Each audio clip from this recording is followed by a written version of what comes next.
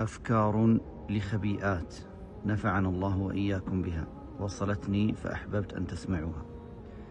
فكرة خبيئة: عند سفرك ضع في حمامات الطريق صابون ومناديل بنية نفع الناس، فأحب الناس إلى الله أنفعهم للناس. فكرة خبيئة: عند ذهابك الاستراحة اترك فيها ما ينفع من يأتي بعدك، مثل بعض الأواني التي يكثر استخدامها والحاجة لها. وهنا أبشركم بشرى: الإمام السعدي رحمه الله يقول: أجر ما يوقفه الشخص لله باق له يصله أجره في قبره إلى قيام الساعة وإن أتلفت عين الموقوف. فكرة خبيئة: تحويل من حسابك على أي حساب من الحسابات الخيرية الموجودة في بنكك، سواء تحفيظ أوقاف، أي حساب، لو 5 ريال. فكرة خبيئة: دفع مبلغ للخباز أو الفوال ووضع لوحة بأن لديه خبز أو فول مدفوع الثمن لمن لا يتمكن من الدفع. فكرة خبيئة: وضع ثلاجات لحفظ النعمة في الأماكن العامة. فكرة خبيئة: كل ما اشتريت لنفسك شيء اشتري للخادمة مثله، وتعمد ألا ترى الخادمة أوراق حلوى في النفايات لم تتذوقها. وكذلك السائق، تعبد الله بألا تركب السيارة ومعك مشروب أو طعام إلا وقد اشتريت له مثله.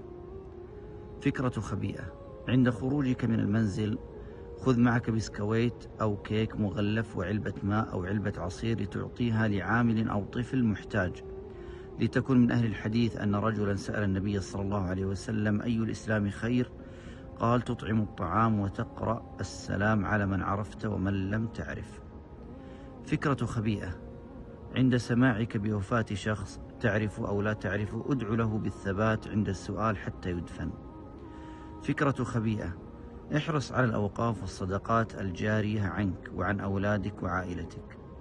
فكرة خبيئة: لتكن لك قائمة أسماء من الأقارب تدعو لهم لما لهم من حق عليك، ادع لهم بظهر الغيب ولا تخبرهم، ادع لهم بالهداية والتوفيق والسعادة في الدارين.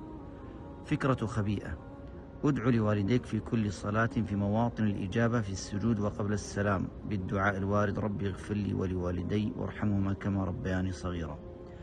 فكرة خبيئة: إذا زرت مريضا في المستشفى ادخل أرقي المريض وانظر لكمية السعادة التي تملأ وجوههم. فكرة خبيئة: سداد دين متراكم على أحد في البقالة. فكرة خبيئة: كلما رأيت عاص ادعو له بالهداية وقل دعاء الابتلاء: الحمد لله الذي عافاني مما ابتلاك به وفضلني على كثير ممن خلق تفضيلا. فكرة خبيئة: توزيع للسواك في الحرم أو في المسجد. فكرة خبيئة: عند ذهابك لمنزل أهلك تفقد حاجات والديك وضع ما ينقصهم دون إخبارهم. ضع علب المناديل بجانب السرير، علب أدويتهم إن قاربت على الانتهاء اشتر لهم، كريماتهم، وهكذا تفقد كل حاجاتهم.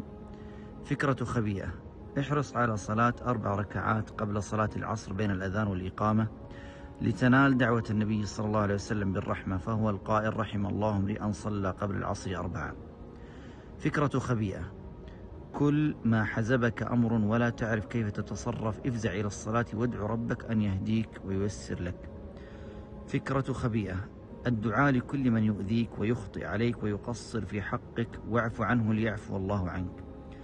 فكرة خبيئة: إن سئلت حاجة احرص على السعي فيها حتى تنتهي ولا تكتفي بإرشادهم، وتذكر أن ثواب ذلك تثبيت قدمك على الصراط كما ورد في الحديث. فكرة خبيئة: إذا رأيت حادث سيارة في الشارع ادع لهم بالنجاة. اللهم اجعل هذه الرسالة وقف لنا ولوالدينا وأهالينا ولمن قالها ولمن سمعها. اللهم صل وسلم وبارك على نبينا محمد وعلى آله وصحابته أجمعين.